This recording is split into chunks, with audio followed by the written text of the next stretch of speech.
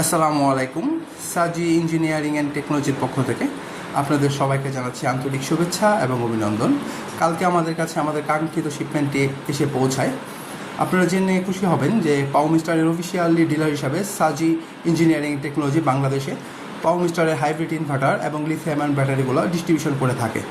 আপনাদের কারো যদি প্রয়োজন হয় পাওমিস্টার এবং গ্রো ওয়াটের হাইব্রিড ইনভার্টার, আমাদের সাথে যোগাযোগ করতে পারেন।